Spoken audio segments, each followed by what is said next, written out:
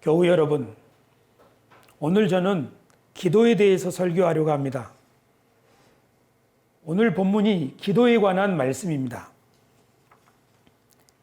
우리 그리스도인들, 신앙인들에게 있어서 기도는 굉장히 중요한 것입니다. 우리 모두는 기도해야 한다, 그런 말 듣고 삽니다. 기도는 영혼의 호흡이다, 그런 말도 있습니다. 우리 교단은 순복음 교단인데 기도 속에서 우리는 하나님을 만나고 기도 속에서 성령의 충만함을 받고 기도 속에서 은사를 경험하고 기도할 때 우리는 비로소 영혼이 살아나고 승리하는 삶을 살 수 있다. 그렇게 기도를 강조하는 교단입니다. 우리들은 기도를 훈련도 합니다. 담력 훈련을 위해서 산에서 기도한 적도 있고 특별히 부흥회나 수련회 이런 시간에 아주 뜨겁고 간절하게 기도 훈련을 받아온 우리들입니다. 하지만 요새는 밤중에 산에 올라가서 기도하면 동물들 수면을 방해한다고 벌금을 물을 수 있습니다. 어떤 사람들은 기도를 굉장히 강조하지만 어떤 사람들은 기도하기를 싫어하는 사람도 있습니다. 왜냐하면 기도는 하나님과 나와 은밀한 대화인데 이것에 대해서 사람들이 이래라 저래라 하는 것은 불편하다.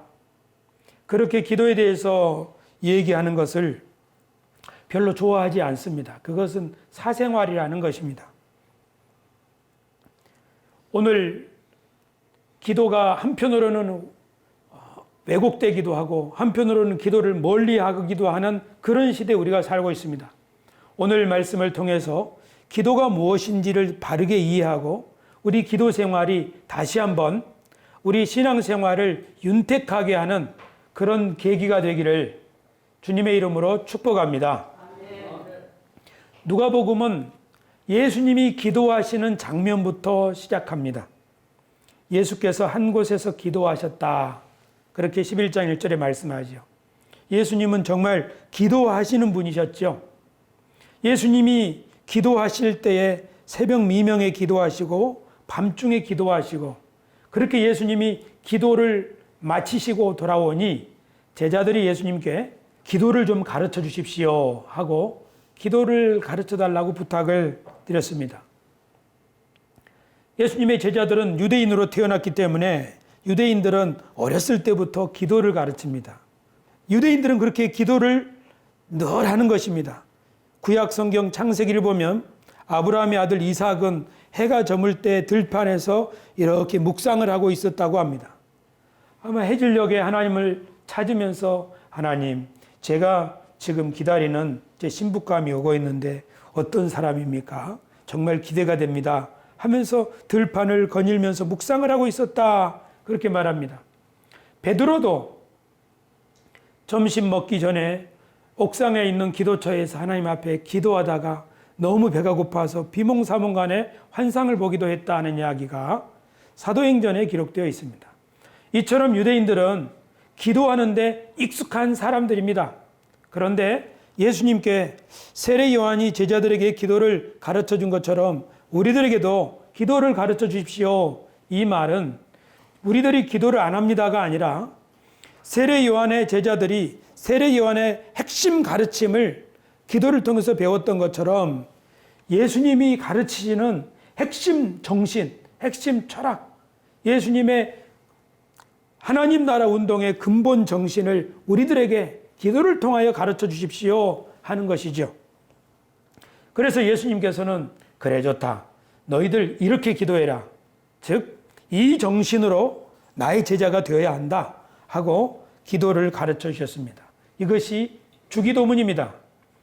주기도문은 마태복음에 하늘에 계신 우리 아버지여 이름이 거룩히 여김을 받으시오며 하고 우리가 고백하는 기도문이 나옵니다. 그리고 누가복음에도 있습니다. 마태복음의 기도문은 조금 더 예배에 적합하게 만들어져 있고 누가복음의 기도문은 핵심만 정리되어 있습니다. 마태복음은 기도에 대해서 가르칠 때 종교 생활에 아주 익숙한 사람들을 위하여 기도의 지침을 주고 있습니다. 사람들이 많이 모이는 회당이나 큰 거리에서 사람들 보라고 큰 소리로 기도하지 말아라. 말을 많이 해야 하나님이 응답하실 거라고 생각하고 중언부언하지 말아라. 금식 기도 같은 것도 사람들에게 보이려고 흉한 얼굴로 있지 말고 자기를 잘 꾸며서 금식하는 티가 나지 않게 하라. 하나님은 은밀히 보시는 분이다. 이렇게 마태복음에는 기도를 할 때 이 신앙생활에 익숙한, 이 종교생활에 익숙한 사람들이 빠지기 쉬운 그런 잘못에 대해서 교정해 주는 기도의 지침이 있습니다. 근데 누가복음은 마태복음과는 좀 다릅니다. 누가는 이방인인 데오빌로라고 하는 사람을 위하여 이 복음서를 기록했다고 누가복음 1장 초두에 말씀하고 있습니다. 그러므로 누가복음의 기도문은, 누가복음에 나오는 이 기도의 지침은 여러분과 저처럼 종교적으로 잘 훈련받지 못한 환경 속에서 자라난 우리들에게 어울리는 아주 간단하면서도 핵심적인 내용을 담고 있습니다. 그 내용은 예수님이 이렇게 기도하라고 하신 4가지 가운데 기도해야 될 내용이 있고, 그리고 기도를 할 때는 어떤 자세로 해야 되는가, 기도의 자세, 그리고 누구한테 기도하는가, 우리가 기도하는 대상이신 하나님에 대한 이해, 이 3가지를 오늘 본문에서 말씀하고 있습니다. 먼저 4가지, 너희는 기도할 때 이렇게 기도해라. 4가지를 기도하라는 겁니다. 이 4가지는 예수님을 따르는 제자들이 항상 마음속에 간직해야 될 철학과 같고 정신과도 같은 것입니다. 첫 번째, 아버지여 이름이 거룩히 여김을 받으시오며 나라가 임하시오며. 즉 하나님의 백성들, 예수님의 제자들은 가장 먼저 하나님의 나라가 오게 하여 주십시오. 이 말은 하나님의 뜻이 이 땅에서 이루어지게 해 주십시오. 예수님의 제자들이 먼저 기도하는 기도의 제목은 무엇인가? 제 인생에서 가장 소중한 것은 하나님 아버지의 뜻이 이루어지는 것입니다. 하나님 아버지, 주님이 내 인생에서 가장 소중합니다. 이것이 바로 예수님의 제자들의 첫 번째 마음가짐입니다. 이것은 신앙생활은 취미생활이 아니다 이거예요. 주님이 내 인생에 최고로 가치 있는 분입니다. 소중한 분입니다. 내가 살아가는 이유는 바로 주님 때문입니다. 아니, 주님이 나를 살아갈 이유를 찾게 해주시는 분입니다. 그것이 바로 아버지요, 아버지의 이름이 거룩히 여김을 받으시오며 아버지의 나라가 오게 하여 주십시오. 첫 번째 기도입니다. 두 번째 기도는 우리에게 일용할 양식을 날마다 주십시오. 일용할 양식을 달라고 하는 기도는 우리에게 필요한 것이 있는데 그것을 공급해 주시는 분은 하나님이십니다. 하나님 아버지, 우리에게 필요한 것을 주님이 공급해 주시는 분임을 나는 믿습니다. 광야에서 만나와 메추라기를 주셨듯이 우리 인생에 필요한 것 하나님 공급하여 주실 줄 믿습니다 하고 하나님께 의지하는 사람이 드리는 기도, 그것이 바로 오늘 우리에게 일용할 양식을 주옵소서. 세 번째는 인간관계에 대한 기도입니다. 우리가 우리에게 죄 지은 모든 사람을 용서하오니 우리 죄도 사하여 주시옵고. 예수님이 가르쳐주신 세 번째 기도는 하나님 한 분 앞에서 우리 모든 사람들은 하나님의 자녀인데 하나님 아버지의 가장 기뻐하시는 뜻은 우리가 서로 화목하고 서로 한마음이 되어서 하나님이 만드신 이 세상을 아름답게 세워가는 것이죠. 그렇기 때문에 서로 이해하고 용납하고 더불어 따뜻하게 하고, 내가 상대방에게 안 좋은 일을 했거나 또는 상대방이 나에게 죄를 지었다 하면 먼저 그것을 사과도 하고 용서해주고, 이렇게 하면서 좋은 인간관계를 위해서 노력하는 삶, 그것이 하나님의 뜻이라는 것을 알고 행하는 것, 그것이 우리 가운데 기도에 포함되어야 될 내용입니다. 그러니까 우리가 기도할 때 4가지 포함해야 될 일인데, 첫 번째는 내 인생의 가장 소중한 분은 하나님입니다.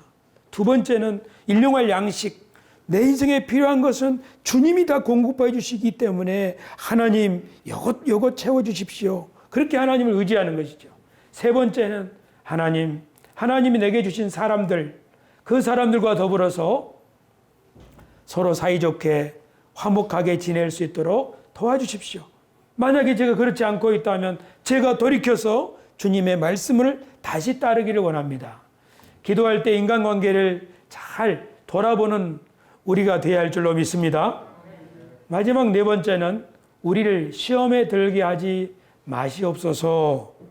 시험에 든다는 말은 어떤 사람이 시험에 드는 겁니까?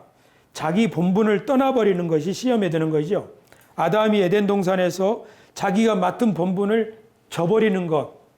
아버지는 아버지의 본분이 있고, 배우자는 배우자의 본분이 있고, 자녀는 자녀의 본분이 있고, 우리 모두는 각자 회사든지 어디에서든지 우리가 맡은 직임이 있을 것입니다. 그 직임을 성실히 감당하는 것, 그것이 시험에 들지 않는 것이죠. 그러니까 저를 시험에 들지 않게 도와주십시오. 이 말은 하나님, 제가 제 자리, 제 본분을 지키겠습니다 하는 말입니다. 우리 기도 가운데 이 내용들이 꼭 포함되어야 하고 기억해야 될 기도입니다. 하나는 하나님을 최고로 생각하는 것, 두 번째는 우리의 필요를 주님이 공급해 주신다는 것을 믿는 것, 세 번째는 나와 함께 살아가는 사람들을 내가 소홀히 하고 있지 않는가, 그들을 잘 돌아봐야겠다고 주님 앞에 결단하는 것, 마지막으로는 내 본분, 내 사명, 이런 것들이 예수님을 따르는 사람들이 항상 기억해야 될 일이라고 주님은 주기도문을 통해서 가르쳐 주셨습니다. 우리들도 우리 기도 가운데 이 내용들을 묵상하면서 늘 기억한다면 우리의 기도는 정말 점점 풍성해지고 하나님과 더 친밀해지리라고 저는 확신합니다. 할렐루야. 두 번째는 이제 기도하는 사람의 자세입니다. 예수님은 기도할 때 한마디로 말해서 간절히 끈질기게 기도하라. 누가복음 18장에서도 예수님은 그 불의한 재판장에게 한 과부가 계속적으로 끈질기게 이렇게 요청을 할 때에 그 재판장이 불우한 사람이지만 그 과부의 이야기를, 소원을 풀어줬다고 하는 이야기를 들려주시면서 기도는 그렇게 하는 것이라고 가르쳐 주셨습니다. 그런데 오늘 누가복음 11장에도 기도하는 사람은 이런 태도로 기도해야 된다 하고 가르쳐 주신 거죠. 또 이르시되 너희 중에 누가 벗이 있는데 밤중에 그에게 가서 말하기를 벗이여 떡 3덩이를 내게 구워달라. 내 벗이 여행 중에 내게 왔으나 내가 먹일 것이 없노라 하면 그 안에서 대답하여 이르되 나를 괴롭게 하지 말라. 문이 이미 닫혔고 아이들이 나와 함께 침실에 누웠으니 일어나 내게 줄 수가 없노라 하겠느냐. 내가 너에게 말하노니 비록 벗됨으로 인하여서는 일어나서 주지 아니할지라도 그 간청함을 인하여 일어나 그 요구대로 주리라. 이 비유의 말씀을 통하여 예수님은 기도할 때는 옆집에 가서 떡 달라고 부탁했던 그 사람처럼 간청하는 기도를 하라고 가르쳐 주셨습니다. 오늘날에는 밤중에 음식을 장만하는 거 어려운 일 아닙니다. 전기가 있고 또 밥솥도 있고 하니까요. 정 그런 게 없으면은 배달시켜 먹어도 됩니다. 비가 와도 배달 음식은 오거든요. 만약에 밤중에 누가 우리 집에 오게 될 일이 있을 때 휴대전화가 있으니까 미리 언제 도착한다고 연락이 올 수도 있지요. 오늘날은 그렇습니다. 그래서 밤중에 갑자기 우리 집에 누가 찾아올 일은 없을 것입니다. 하지만 2000년 전에 교통도 통신도 발달해 있지 않을 때 어떤 사람이 먼 길을 찾아가서 그 친구 집에 가는데 길이 멀어서 밤중에 도착할 일이 있죠. 연락할 길도 없고.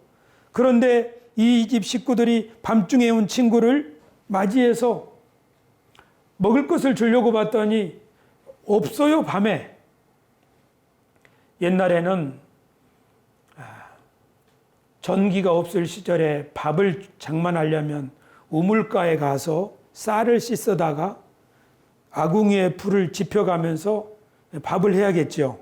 그리고 밥도 캄캄하면 먹기가 힘드니까 해가 지기 전에 밥을 먹고 치워야죠. 그런데 밤중에 누가 찾아온다면, 먹일 음식이 없다면 어떻게 해볼 도리가 없는 거죠. 밥을 할 수가 없으니까. 2000년 전에 이스라엘은 떡을 만들었는데요. 빵이라고도 하는, 구워가지고 먹었는데, 역시 그것도 밀가루를 또 빻아서 반죽해서 물을 뜨러가고 하는 여러 가지 번거로운 일이 있기 때문에 밤중에 누가 왔는데 우리 집에 지금 저녁 먹고 남은 것이 없으면 대접할 길이 없는 거죠. 그래서 옆집으로 친구 집에 찾아갑니다. 이미 밤이 깊어서 불이 다 꺼졌고 그 집 식구들이 다 자고 있는데도 미안하지만 어쩔 수 없어요. 이 사람을 먹여야 되니까. 이 손님을 대접해야 되니까. 그래서 대문을 두드리는 거죠. 예수님의 말씀은 뭡니까? 그 안에 있는 사람이 대답하기를 나를 괴롭게 하지 마라. 문이 이미 닫혔고 아이들이 나와 함께 침실에 누웠으니 일어나 내게 줄 수가 없다. 지금 이 남자가 뭐라고 하는 거예요? 내 손주들하고 지금 다 곤히 자고 있다. 얘네들 깨면 또 어떻게 잠재울지 모른다 하는 거지요. 그러니까 내일 와라, 내일. 밖에 있는 그 사람이 어떻게 해야겠습니까? 그래, 알았어. 미안해. 이렇게 하고 돌아갈 수 없다는 거예요. 먼 길 와가지고 지금 지쳐서 힘들어서 그대로 놔두면은 이 밤이 어떻게 될지 모르는데 내 친구 살려야 되니까 자기 체면을 다 돌아보지 않고 부끄러운 것도 모르고 계속 문을 두드려요. 계속 대문을 두드리는 거죠. 그러니까 안에서 아마 할아버지 누가 밖에서 두드려요 하고 손자가 깨웠는지도 몰라요. 손자가 깨어나가지고 할아버지를 깨우니까 할아버지가 어쩔 수 없이 아이고 어쩔 수 없구나 하고는 전날 먹고 남은 떡 3덩이를 내다가 접시에 담아서 이 사람아, 정말 자네 얼굴 봐서는 내가 안 주는데 하도 시끄럽게 하니까 내가 잠을 잘 수가 없네 하고는 내준다는 거죠. 그 사람이 그 떡 3덩이를 가지고 집에 가서 자기 멀리서 온 친구를 먹일 때 얼마나 마음에 기쁘겠어요. 이야, 다행이다. 너를 먹여서 이렇게 다시 살릴 수 있게 되었으니까. 기도할 때 예수님은 이렇게 기도하라고 하셨어요. 간청함으로 기도해라. 자기 부끄러움, 위신, 체면 생각하지 말고 간청함으로 기도해라. 이 가운데, 우리 가운데 지금 부모가 된 사람들은 자식을 위해서는 부끄러움도 무릅쓰고 누구에겐가 간절히 이렇게 부탁해야 될 때가 있습니다. 자식을 키우다 보면 부모가 대신 내가 저 자식 그대로 두면 안 되겠어 하고 자식 때문에 부끄러움을 무릅쓰고, 아니 부끄러운 것도 모르고 그렇게 간절하게 누군가에게 부탁해야 될 때가 있습니다. 그것은 자식을 사랑하기 때문에 그렇게 하는 거지요. 부부나 연인 사이도 자기 배우자를 위하여 뭔가 그렇게 부끄러움도 모르고 뭔가 열심히 헌신할 때 그 부부는 진짜 하나가 되는 것이고, 그 연인 사이도 사랑이 사람을 그렇게 부끄러움을 무릅쓰고 간청하게 만드는 것이죠.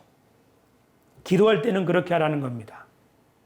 기도할 때는 억지로 해야 되는 의무감으로 하지 말고, 또는 도 닦는 것처럼 조용히 묵상하는 것만이 기도가 아니라, 기도는 내 사랑하는 사람이, 지금 내 사랑하는 자녀가 지금 저대로 놔두면 안 되는데 저 아이를 위해서, 저 일을 위해서 내가 하나님 앞에 부르짖어야겠다. 하나님, 저 사람을 좀 도와주십시오. 내가 돕고 싶은데 나는 도울 힘이 없어요. 내가 가서 도와주고 싶은데 나는 지금 너무 멀리 떨어져 있어가지고 어떻게 할 수가 없어요. 그럴 때 하는 기도 간절히 하나님께 기도하는 거죠. 기도라고 하는 것은 부모의 마음으로 그렇게 애타게 부르짖는 것입니다. 그러므로 기도야말로 지고한 사랑의 표현이고 동서고금을 막론하고 누구나 모든 사람들이 할 수 있는 일이 바로 기도입니다. 기도는 내가 사랑하는 누군가를 위해서 하나님 앞에 간절히 부르짖는 그것이기 때문입니다. 어떤 사람은 사실 소리를 내서 기도는 않지만 누군가 사랑하는 사람을 위해서 그렇게 자기 몸을 들여서 애쓰고 수고하는 것, 그것 자체도 우리는 기도라고 말할 수 있습니다. 기도는 소리를 내서만 하는 것도 아니요, 기도는 몸으로 움직여서 하는 것입니다. 사람이 때로는 내가 사랑하는 그 무언가를 위하여, 내가 꼭 해야 될 그 일을 위하여 자신을 돌아보지 않고 절박하게 해야 될 때가 있는 것 같습니다. 그런 헌신이 가정을 세우고 교회를 세우고 한 사람을 변화를 시키는 거죠. 예수님이 우리들에게 가르치시기를 기도할 때는 이렇게 기도해라. 문을 구하고 찾고 두드리고 하듯이 간절히 기도해라. 그렇게 부끄러움을 무릅쓰고 기도해라. 왜? 그래야 생명이 살기 때문에, 그래야 하나님의 뜻이 이루어지기 때문에, 그래야 하나님의 집이 세워지기 때문이다. 그렇게 예수님이 기도하는 방식을 가르쳐 주시면서 오늘 제가 이런 생각을 해봤어요. 예수님이 그렇게 기도하셨겠구나. 예수님이 이렇게 기도하셨겠구나. 그냥 예수님이 새벽에 조용한 데 가서 오늘 좋은 날입니다. 감사합니다. 밤중에 숲속에 가서 그냥 오늘 하루도 지켜주셔서 감사합니다. 그런 정도의 기도만 드린 것이 아니라 예수님이 자기 마음을 헤집어 넣은 사람들, 오늘도 연약하여 이리저리 방황하는 제자들, 그리고 제자들이 어떻게 자기를 부인하고 떠나갈 줄을 뻔히 아는데, 그리고 이 자기 나라 백성들이 지금 어떻게 자기를 생각하고 있는지 아는데, 여기서 나 혼자 편하자고 도망가 버리면 이 나라는 어떻게 될 것인가? 아니, 하나님의 뜻은 어떻게 될 것인가? 그렇게 생각하면서 아마 밤중에 예수님은 그렇게 기도하셨을 거예요. 하나님, 저 영혼을 어떻게 해야 됩니까? 제발 저 영혼을 좀 살려주십시오.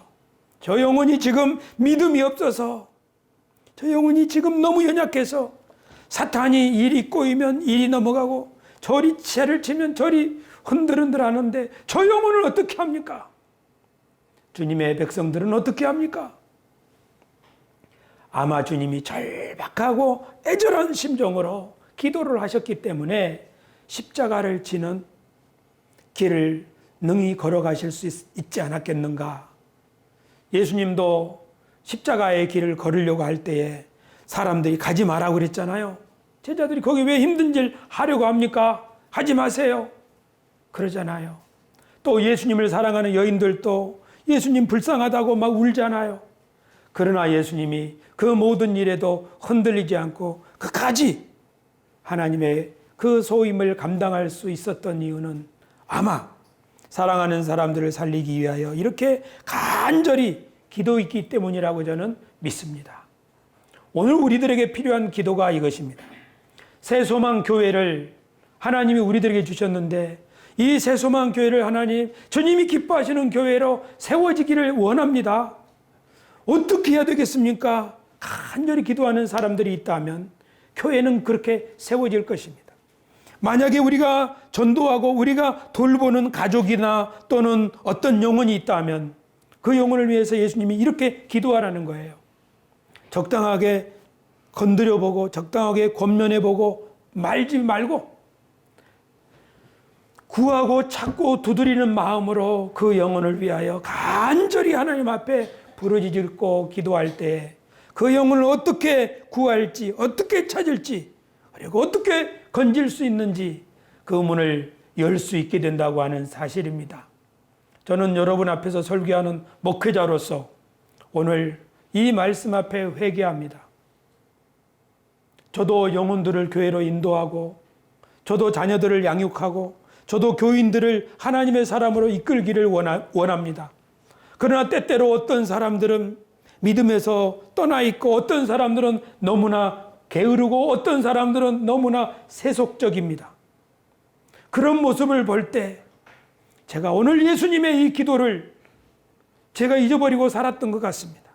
그냥 매너 있게 목회자의 체면을 가지고 잘 권면하고 매너 있게 권면만 했지 예수님이 말씀하신 간절한 기도, 체면도 돌아보지 않고 위신도 돌아보지 않고 부끄러움도 개의치 않고 그 영혼을 살려야겠다고 하는 애절함으로 그렇게 나서지 못한 것, 그것이 나의 기도 생활이구나 하는 것을 오늘 주님 앞에서 저를 돌아보게 됩니다. 그리고 교우 여러분에게 미안합니다.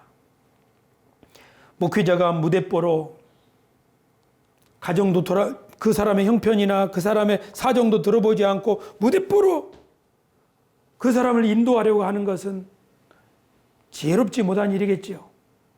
그래서는 안 되겠지요. 그 사람을 존중해 줘야겠지요. 하지만 정반대로 목회자가 너무 느슨하게 사람들을 인도하려고 하는 것은 그 영혼을 사랑하지 않는 것 아니겠습니까? 그런 의미에서 저는 하나님 앞에 이 시간 정말 죄송하고 교우 여러분들에게도 그렇습니다. 저는 나름대로 최선을 다한다고 했는데 주님의 말씀 앞에 이렇게 서보니까 언제 네가 간절하게 그 한 영혼을 살리기 위하여 목사의 위신도 남자의 체면도 돌아보지 않고 그렇게 하나님 앞에 또 그 사람 앞에 문을 두드리면서까지 영혼을 사랑한 적이 있느냐? 주님이 저기 그런 말씀하시는 것 같아요. 우리들도 기도하려고 하는 사람들은 그래야 된다는 거죠. 우리들 자녀를 사실은 그렇게 키워왔습니다.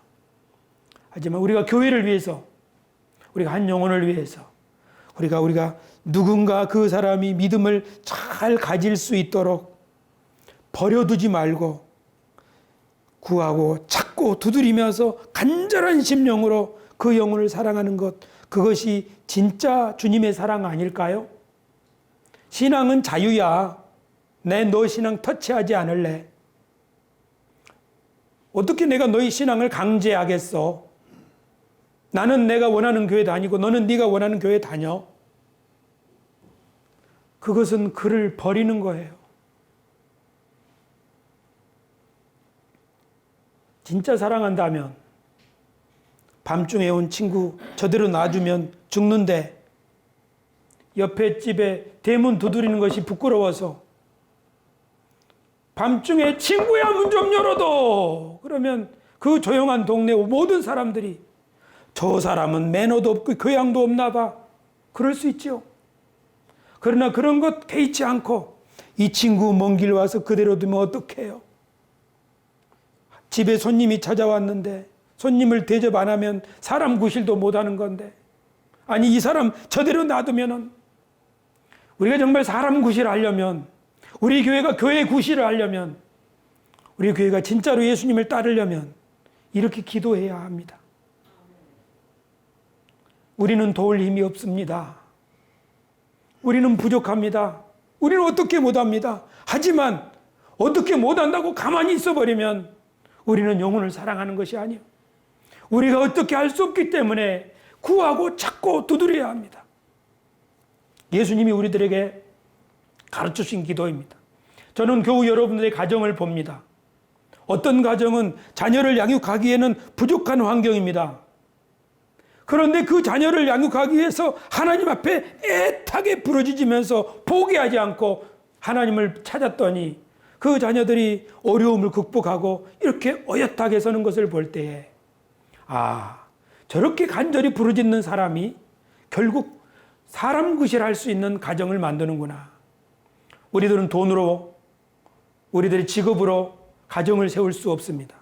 우리들이 가정을 세우고 우리들이 교회를 세우고 아니 우리가 진짜 한 사람으로 사람답게 사람 구실하고 하려면 예수님이 가르쳐 주신 이 간절한 기도를 해야 합니다.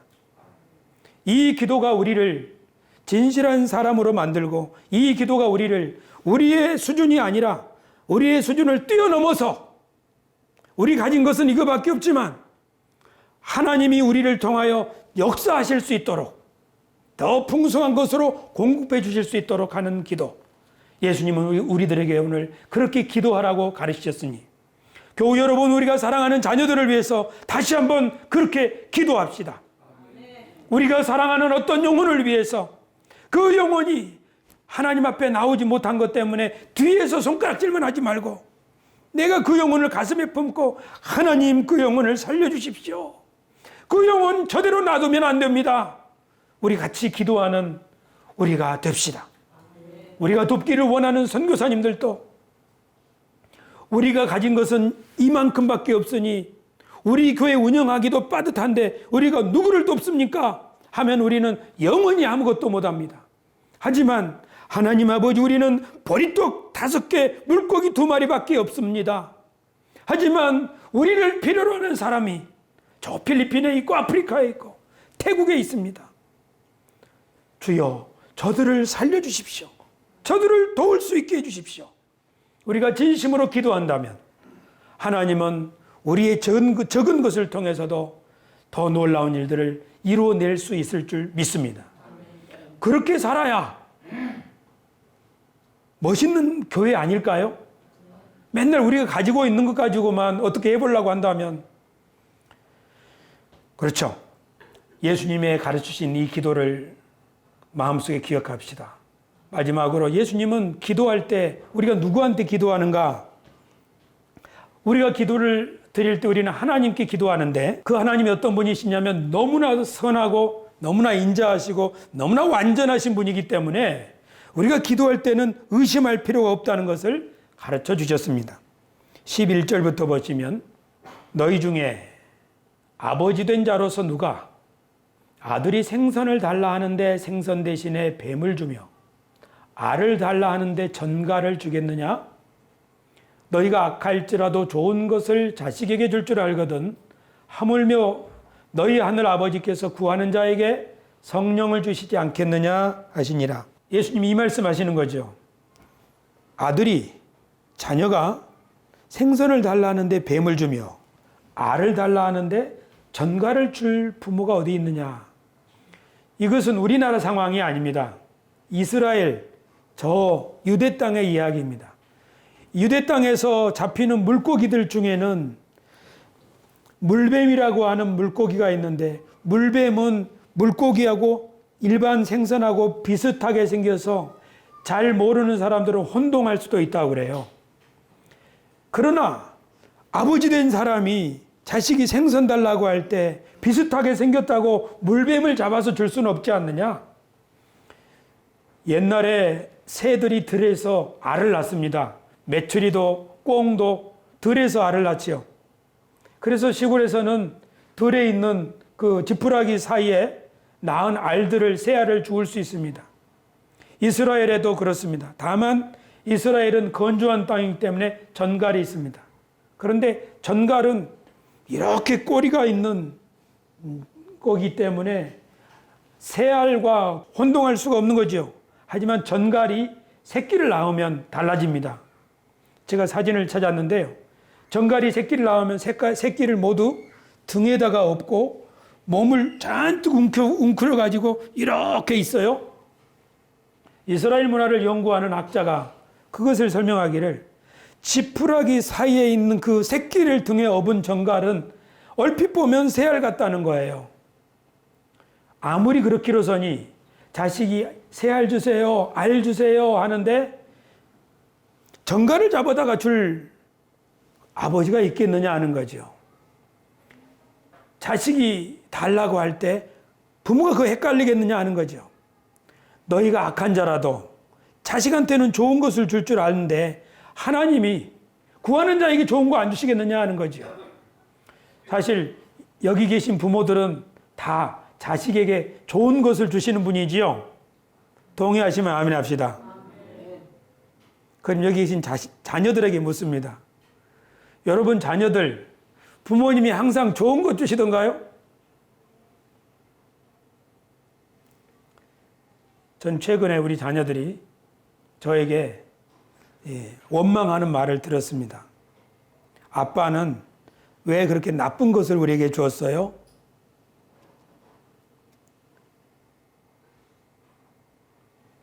아빠는 그때 왜 우리에게 그렇게 안 좋은 걸 줬어요? 그래서 제가 생각해 봤습니다.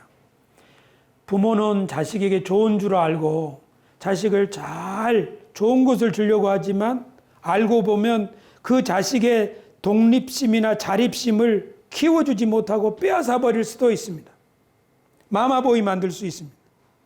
부모는 자식을 바르게 키우기 위해서 엄하게 하지만 실제로는 그 자식의 가슴에 못을 박을 수도 있습니다.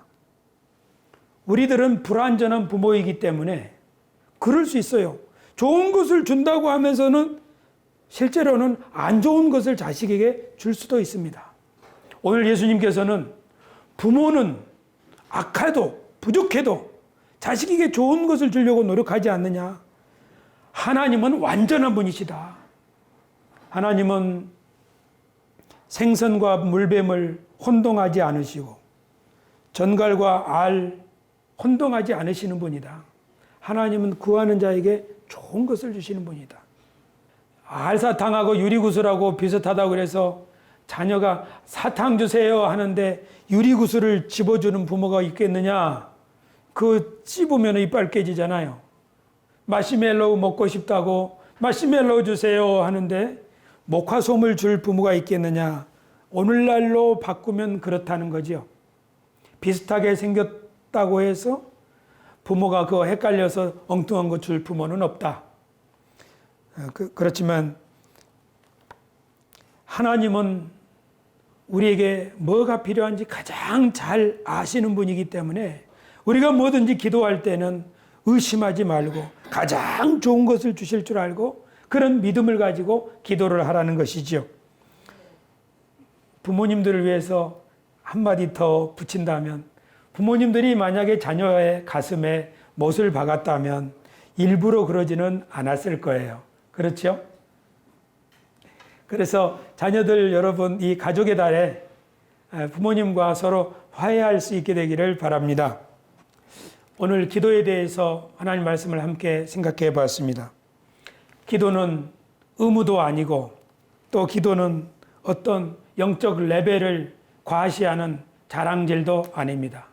기도는 어떤 사랑하는 사람이 공궁에 처해 있는데 또는 내가 감당해야 될 어떤 뜨거운 일이 있는데 그것을 하나님께 간절히 하소연하고 아뢰고 그렇게 구하고 찾고 두드리다 보면 어느새 그 기도하는 내가 하나님의 뜻을 동참하고 있는 그 자신을 발견하게 될 줄로 믿습니다.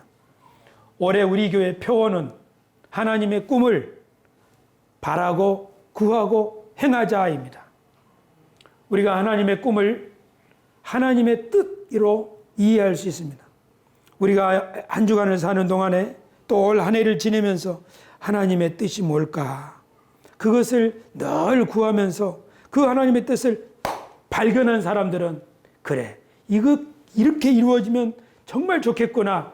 그것을 바라고 그걸 위해서 기도하고 또 기도하고 그렇게 하다 보면 하나님이 우리들에게 문을 열어주실 줄로 믿습니다. 그래서 우리가 돕기를 원하여 기도하는 선교사들에게 더 풍성한 도움을 줄 수도 있을 것이고 그래서 지금 혼자 외롭게 방황하는 영혼을 일으켜 세우기 위하여 분투하고 있는 사람에게 우리가 용기를 줄 수도 있고 함께 그 일에 동참할 수도 있을 것입니다.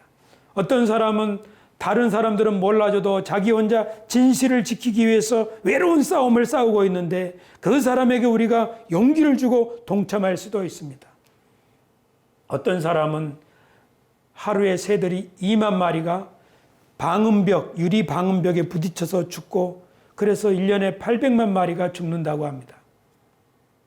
새들이 죽는 것, 새들이 죽으면은 벌레가 번성하고 그러면 농작물이 안 되고 이런 걸 생각해 볼 때 새들을 살리는 것도 하나님의 일이다. 그렇게 생각하는 사람들도 있습니다. 올 한 해 우리들이 눈을 점점 크게 떠서 하나님의 뜻이 무엇인가를 한번 찾아봅시다. 하나님의 뜻은 이 세상이 생명으로 풍성해지는 것입니다.